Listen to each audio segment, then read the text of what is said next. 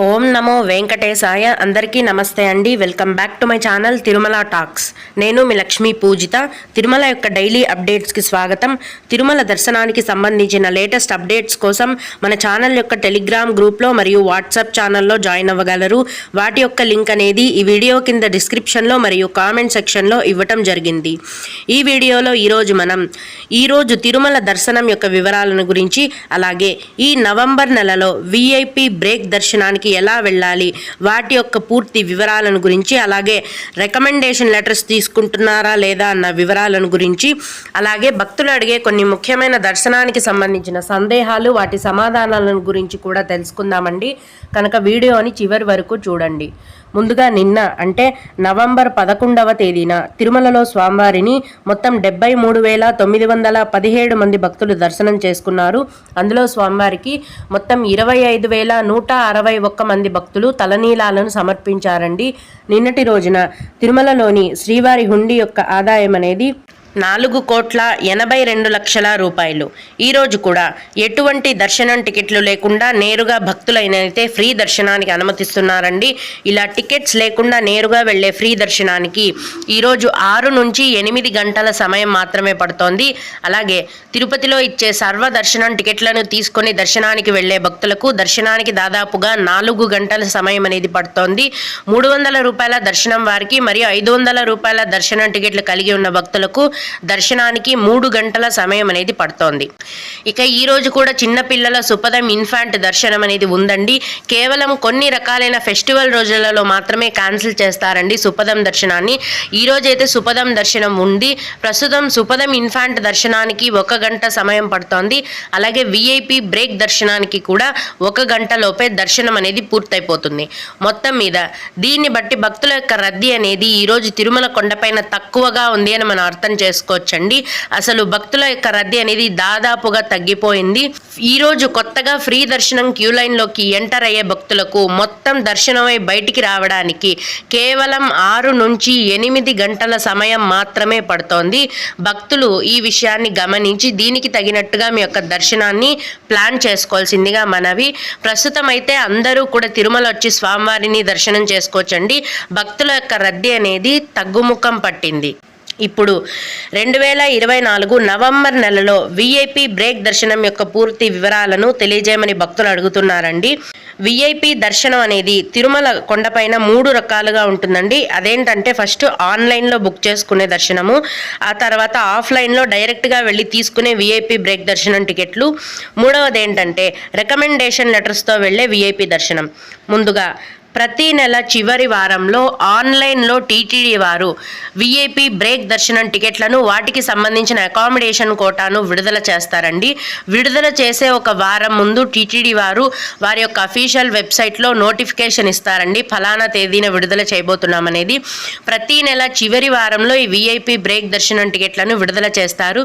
వీటిని Srivani VIP break దర్శనం tickets అని అంటారండి. ఈ శ్రీవాణి విఐపి బ్రేక్ దర్శనం టికెట్ల యొక్క ధర అనేది ఒకరికి 10,500 రూపాయలు.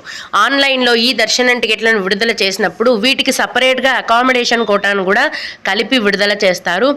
ఈ విఐపి దర్శనం టికెట్లను బుక్ చేసుకున్న భక్తులు తిరుమల ఆలయంలో స్వామివారిని అతి దగ్గర నుంచి అంటే మొదటి గడప నుంచి దర్శనం చేసుకునే అవకాశం అనేది ఉంటుంది. ఇక ఆన్లైన్లో ప్రస్తుతం అయితే 2025 జనవరి నెల వరకు విఐపి బ్రేక్ దర్శనం టికెట్లను విడుదల చేసేసారండి. అన్నీ కూడా ఫుల్ అయిపోయాయి. ఈ నవంబర్ నెల చివరి వారంలో ఫిబ్రవరి నెలకు సంబంధించిన విఐపి బ్రేక్ దర్శనం టికెట్లను టీటీడీ వారు ఆన్లైన్లో విడుదల చేస్తారు. ఆన్లైన్లో బుక్ చేసుకోలేకపోయిన వారికి తిరుమల కొండపైన ఆఫ్లైన్లో అంటే డైరెక్ట్గా ప్రతిరోజు విఐపి బ్రేక్ దర్శనం టికెట్లను కేటాయిస్తారండి. తిరుమల కొండపైన జేఈఓ ఆఫీస్లో ప్రతిరోజు ఉదయం 6 లేదా 7 గంటల నుంచి విఐపి బ్రేక్ దర్శనం టికెట్లను కేటాయిస్తారండి. రోజుకు 900 విఐపి బ్రేక్ దర్శనం టికెట్లను జేఈఓ ఆఫీస్లో కేటాయిస్తారు.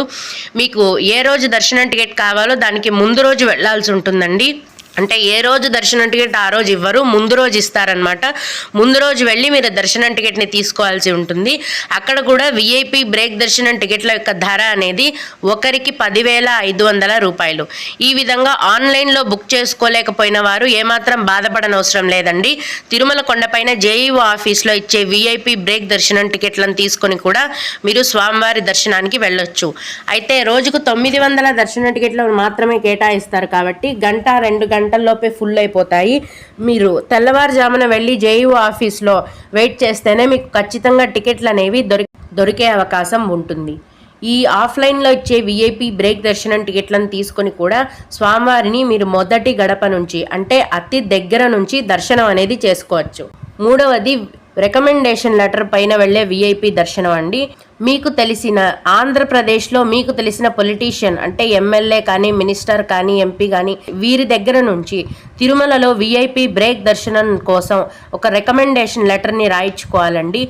ఒక లెటర్తో 6 మంది దర్శనానికి వెళ్ళొచ్చండి. విఐపి దర్శనానికి ఎంతమంది అయితే దర్శనానికి వెళ్తున్నారో వాళ్ళ నేమ్స్ కూడా ఆ లెటర్లో మెన్షన్ చేయించుకోవాలి. ఈ విధంగా రికమెండేషన్ లెటర్ని తెచ్చుకొని మీరు తిరుమల కొండపైన మీకు లెటర్లో ఇచ్చిన దర్శనం డేట్ కంటే ఒకరోజు ముందు తిరుమల కొండపైకి వెళ్ళి ఉదయం జేఈఓ ఆఫీస్లో ఆ లెటర్ని సబ్మిట్ చేసినట్టయితే మీకు ఆ లెటర్ని అప్రూవ్ చేసి సాయంత్రానికల్లా విఐపి బ్రేక్ దర్శనం టికెట్లను టీటీడీ వారు కేటాయిస్తారు. అయితే ఈ రికమెండేషన్ లెటర్స్తో వెళ్ళే విఐపి బ్రేక్ దర్శనం అనేది 3వ గడప నుంచి చూపిస్తారండి దేవుణ్ణి. అంటే కొద్దిగా లోపలికి పంపిస్తారు. మొదటి గడప అంత దగ్గరికి పంపించకుండా 3వ గడప నుంచి స్వామివారిని దర్శనం చేసుకునే అవకాశం అనేది ఉంటుంది. కేవలం ఆంధ్రప్రదేశ్ రాష్ట్రానికి సంబంధించిన రికమెండేషన్ లెటర్లను మాత్రమే టీటీడీ వారు స్వీకరిస్తారండి. వేరే స్టేట్ యొక్క పొలిటీషియన్స్ ఇచ్చే రికమెండేషన్ లెటర్స్ అనేవి టీటీడీ వారి దగ్గర చెల్లవు. ఈ విషయం టీటీడీ వారే అఫీషియల్గా తెలియజేయడం జరిగింది. అలాగే చాలామంది సెంట్రల్ పొలిటీషియన్ దగ్గర నుంచి లెటర్స్ తెచ్చుకోవచ్చు అని అడుగుతున్నారు. సెంట్రల్ వాళ్ళు ప్రెజెంట్ వర్కింగ్లో ఉన్నట్లయితే గనక వాళ్ళ దగ్గర నుంచి తెచ్చుకునే రికమెండేషన్ లెటర్స్ కూడా చెల్లుతాయి.